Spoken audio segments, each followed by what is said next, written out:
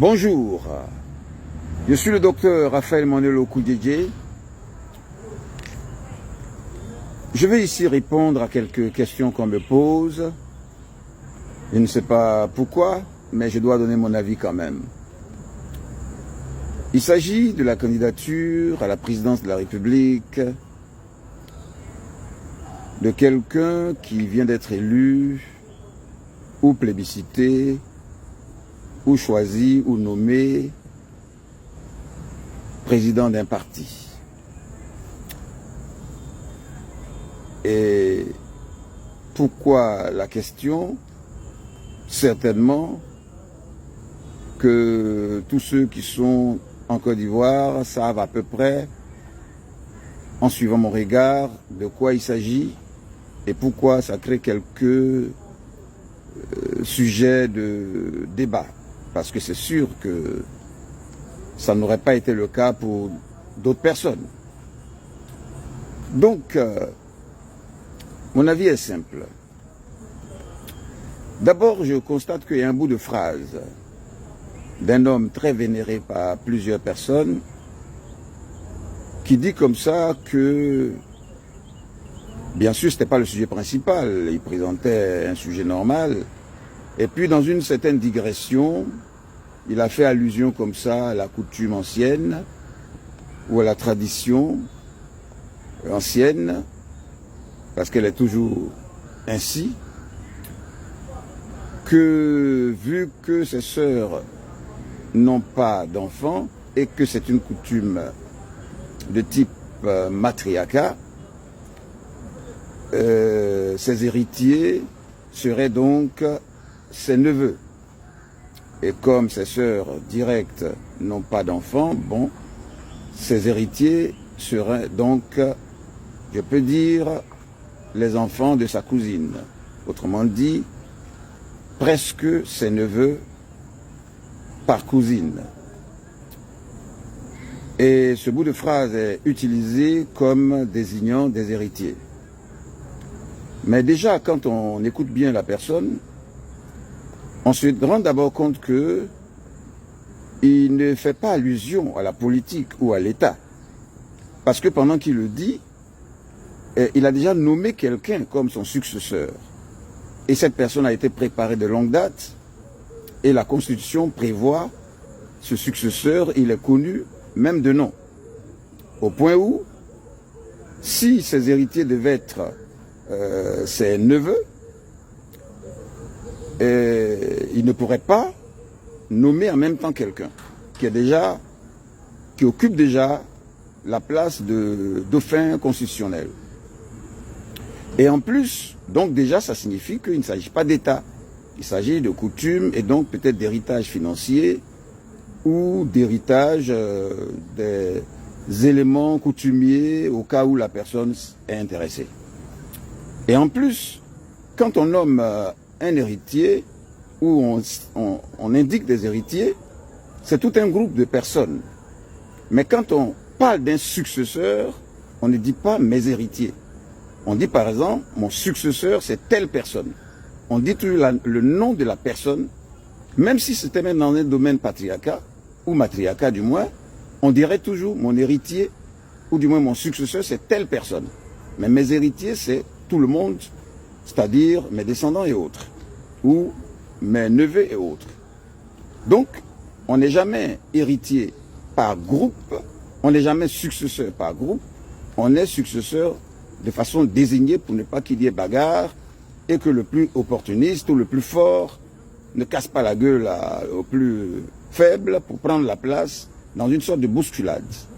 Et en plus, en matière d'héritage, si on n'a pas dit le nom de la personne, c'est au moins l'aîné qui devient successeur du moins, de façon effective si la personne n'a pas été désignée de nom. En ce moment, c'est l'aîné. Et il faut que l'aîné, et l'aîné n'a pas le choix, puisque c'est la coutume, bien sûr. Donc l'aîné doit subir le principe de la succession, et non le cadet, et non quelqu'un d'autre, surtout si aucune personne n'a été désignée nommément.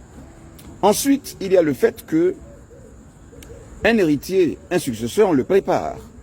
Donc, dès l'instant où on a nommé déjà quelqu'un qui est le successeur, qui ne suffit pas héritier, mais qui est quand même une sorte de vrai héritier politique et d'État, donc successeur, cet homme, s'il y avait un autre héritier successeur, recevrait forcément consigne de travailler déjà avec la personne qui serait son second. Et bien sûr, le vénéré aurait mis aussi déjà dans son gouvernement ce futur héritier ou l'aurait préparé et serait toujours là à le présenter. Tout comme la reine d'Angleterre prépare le prince Charles, tout comme le Hassan II du Maroc prépare Mohamed V, je crois, tout comme le roi de l'Arabie Saoudite préparait déjà son successeur.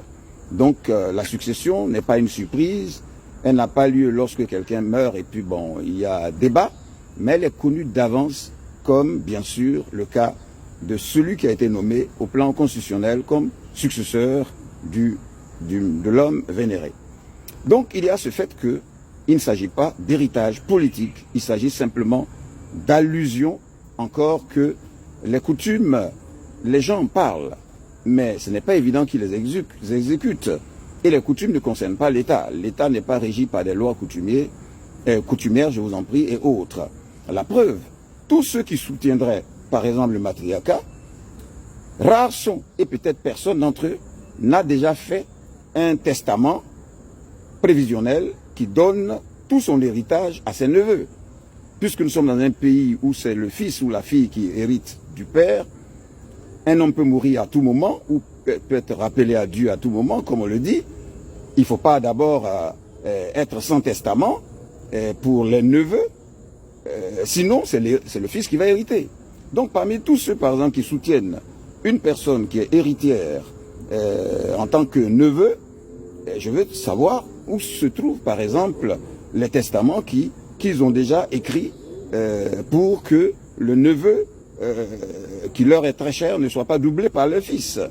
Donc c'est une vue de l'esprit, c'est une sorte de mythogonie, une mythologie presque allégorique auquel les gens ont des références sans les vivre, surtout quand il s'agit des lois et des coutumes qui sont totalement erronées en tant que telles.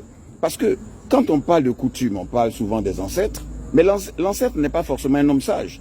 L'ancêtre peut être un adolescent. Nous sommes les ancêtres du futur. Si quelqu'un, un dangereux, un brigand, un terroriste, décrète une loi dans le passé et que ça s'impose, on peut finir par le considérer comme coutume. Une loi d'ancêtre peut être une loi d'un débile en état d'ivresse ou de pathologie mentale, au plan mental, qui peut décréter une chose totalement fausse et anachronique. La preuve, il n'est pas facile aujourd'hui d'appliquer ces genres de choses à la vérité. Et quand même, si on peut le dire, les vrais héritiers de l'homme vénéré par plusieurs personnes, on sait bien que ce sont ses fils, généralement, en tant que tels.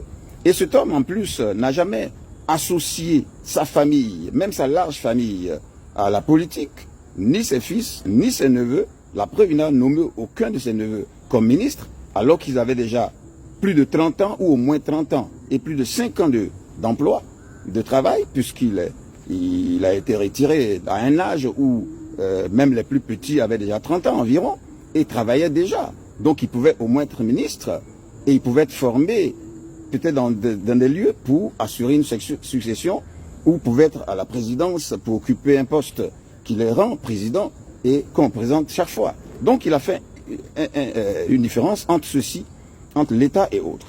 Quant au sujet des diplômes, pour être directeur général d'une société ou d'une banque ou quoi que ce soit, même le FMI ou la Banque mondiale, c'est simplement le fait d'appliquer des règles arrêtées par les conseils d'administration, les conseils des présidents ou les conseils des ministres qui font partie de cette banque ou qui font partie des actionnaires.